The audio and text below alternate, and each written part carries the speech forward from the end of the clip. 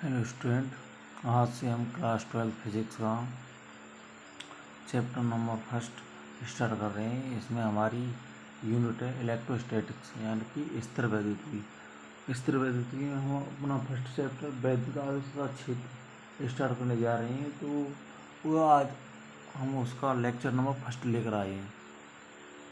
तो इसमें हम अध्ययन करेंगे आवेश कि आवेश क्या होता है, वैद्युत आवेश क्या होता है। तो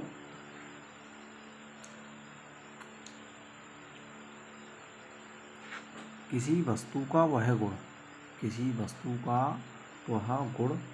जिसके कारण कोई दूसरी वस्तु स्वयं पर एक बल का अनुभव करती है वैद्युत आवेश कहलाता है। इसे Q से प्रदर्शित करते हैं। और आवेश दो प्रकार का होता है, धनावेश और ऋणावेश। Q बराबर प्लस माइनस n, ये इसका फॉर्मूला होता है, यानी कि n इलेक्ट्रॉनों की संख्या और E इलेक्ट्रॉनों का मान, यानी कि 1.6 × 10⁻⁻19 कूलम। ये होता है Q बराबर n। और नोट, इसमें नोट लिखा हुआ है कि विशेष बात है कि प्रोटोनों पर धनावेश है, इलेक्ट्रॉनों पर ऋणावेश होता है। यानी कि प्रोटोन पर जो चार्ज होता है वो धनावेश होता है और इलेक्ट्रॉन पर चार्ज ऋणावेश होता है। और देखिए नंबर 3 पर वैद्युत आवेश का मात्रक एवं विभव। तो वैद्युत आवेश का मात्रक क्या होता है कि ऐसे पद्धति में वैद्युत आवेश का मात्रक कूलम होता है, तथा CGS पद्धति में आवेश का मात्रक स्टेट कूलम होता है। और एक स्टेट कूलम बराबर 3 × 10⁹ कूलम। वैद्युत आवेश की विभव AT होती है। वैद्युत आवेश की विभव AT होती है।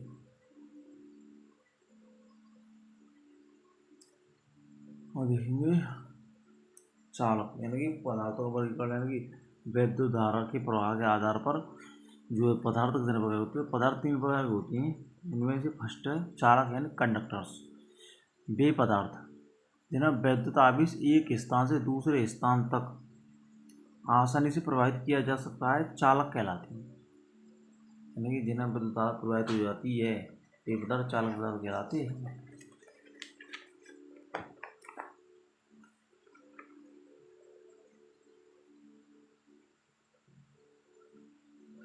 उदाहरण चांदी, लोहा, तांबा। और नोट देंगे कि चांदी विद्युत का सबसे अच्छा चालक, यानी कि जो चांदी है वो विद्युत का सबसे अच्छा चालक होती है, यानी कि सबसे तेज प्रवाहित धारा चांदी में ही होती है। और नंबर 2 पर देंगे कुचालक पदार्थ क्या है।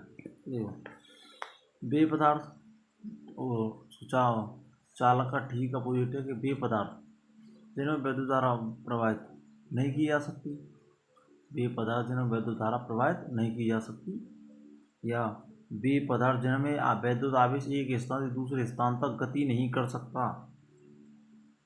कर सकता कुचालक कहलाते हैं। उदाहरण सूखी लकड़ी, रबड़, प्लास्टिक आदि। और देखेंगे अर्धचालक। वे पदार्थ जिनकी चालकता चालकों से अधिक परंतु चालकों से कम परंतु कुचालकों से अधिक होती है, उन्हें कहते हैं अर्धचालक, सेमीकंडक्टर। प्रकृति में दो ही अर्धचालक हैं, ये सिलिकॉन तथा जर्मेनियम। वे पदार्थ जिनकी चालकता चालकों से कम परंतु कुचालकों से अधिक होती है अर्धचालक कहलाते हैं, जैसे सिलिकॉन तथा जर्मेनियम। आवेशों की प्रकृति, यानी कि आवेशों की प्रकृति क्या है कि यदि किसी चालक तार पर इलेक्ट्रॉनों की अधिकता है तो वह ऋणात्मक, और यदि किसी चालक पर इलेक्ट्रॉनों की कमी है तो उसकी प्रकृति धनात्मक होती है। यानी कि प्रत्येक पदार्थ पर जो इलेक्ट्रॉन प्रोटॉन बराबर मात्रा में होते हैं। यदि किसी पदार्थ पर इलेक्ट्रॉन बढ़ता है तो वह ऋणात्मक हो जाता है, और अगर इलेक्ट्रॉन कम हो जाता है तो धनावेश संख्या बढ़ जाती है, जिससे वह धनावेशित हो जाता है। अब नोट में देखेंगे कि समान प्रकृति के आवेश, यानी कि जिनकी प्रकृति समान हो भी एक दूसरे को प्रतिकर्षित करते हैं, व विपरीत प्रकृति के आवेश एक दूसरे को आकर्षित करते हैं। जैसे प्लस प्लस हैं भी एक दूसरे से अलग अलग हो रहे हैं, यानी एक दूसरे से अलग भाग रहे हैं। माइनस माइनस भी एक दूसरे से अलग जा रहे हैं, लेकिन प्लस माइनस एक दूसरे को आकर्षित कर रहे हैं और माइनस प्लस भी एक दूसरे को आकर्षित कर रहे हैं।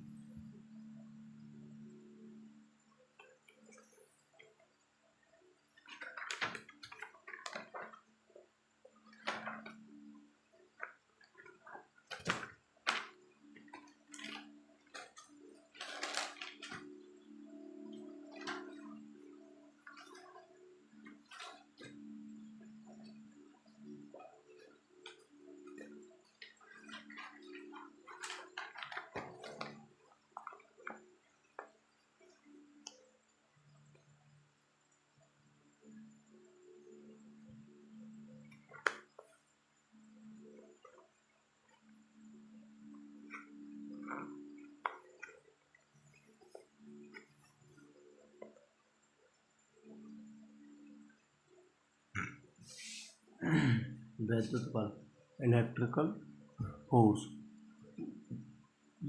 वैद्युत बल क्या होता है कि किन्हीं दो या दो से अधिक आवेशित कणों के बीच, किन्हीं दो या दो से अधिक आवेशित कणों के मध्य लगने वाला बल वैद्युत बल कहलाता है। यानी कि किन्हीं दो या दो से अधिक आवेशित कणों के बल जो किन्हीं दो या दो से अधिक आवेशित कणों के बीच जो बल लगता है उसे वैद्युत बल कहते हैं। समान प्रकृति के आवेशों के बीच प्रतिकर्षण का बल और विपरीत प्रकृति के आवेशों के बीच आकर्षण का बल लगता है। यानी कि जो प्लस प्लस होंगे उनके भी एक दूसरे को आकर्षित करते हैं, एक दूसरे के पास आते हैं। जो समान प्रकृति के आवेश होते हैं भी एक दूसरे के विपरीत रहते हैं और विपरीत प्रकृति के आवेश एक दूसरे को आकर्षित करते हैं। यहाँ पर देखेंगे उदाहरण कि यहाँ पर दो प्लेटें हैं, एक प्लेट धनावेशित है और एक प्लेट ऋणावेशित है। इसमें तीन आवेश Q1 Q2 और Q3 गति कर रहे हैं। तो अब हमें इन तीनों आवेशों की प्रकृति ज्ञात करनी है कि कौन सा आवेश ऋणात्मक है और कौन सा धनात्मक है। ये देखो यहाँ पर आवेश सीधी गति करता हुआ और इस ओर गति करता है। तो हमने अभी अभी पढ़ा है कि जो विपरीत प्रकृति के आवेश एक दूसरे को आकर्षित करते हैं यानी कि ये धनावेश है, धनावेश को कौन आकर्षित करता है? ऋणावेश। तो प्रथम आवेश की जो प्रकृति है ऋणात्मक होगी, क्योंकि तभी वह प्लस द्वारा प्लस धनावेश द्वारा आकर्षित होगा। यही दूसरे की है, यानी कि दूसरा भी उसी प्रकार इसी दिशा में बढ़ जाता है, यानी कि दूसरे की प्रकृति भी ऋणात्मक होगी। लेकिन तीसरा वो यानी कि विपरीत दिशा में मुड़ता है, यानी कि यह ऋणावेश द्वारा आकर्षित होता है। तो ऋणावेश द्वारा उसकी विपरीत प्रकृति वाला आवेश आकर्षित होता है। तो अगर इसकी यदि प्लेट की प्रकृति ऋणात्मक है तो तीसरे आवेश की प्रकृति धनात्मक होगी, क्योंकि प्लस के द्वारा माइनस के द्वारा प्लस ही आकर्षित होता है। आवेशन क्या होता है? आवेशन कहते हैं चार्जिंग। जैसे मोबाइल चार्जर हो, ये होता है कि चार्जिंग। किसी चालक को आवेशित करने की क्रिया को आवेशन कहते हैं। किसी चालक को आवेशित करने की क्रिया को आवेशन कहते हैं। आवेशन के प्रकार, आवेशन मुख्यतः दो प्रकार का होता है, यानी कि आवेशन टाइप्स ऑफ चार्जिंग। आवेशन मुख्यतः दो प्रकार का होता है, घर्षण द्वारा आवेशन और प्रेरण द्वारा आवेशन। ठीक है, बाई फ्रिक्शन और बाई इंडक्शन। तो आज के लेक्चर में बस इतना ही। कल इससे अगला टॉपिक हम अगले लेक्चर में अध्ययन करेंगे। तो कल अगर आपको वीडियो अच्छा लगे तो please like share comment and subscribe my channel. Please thank you for watching this video.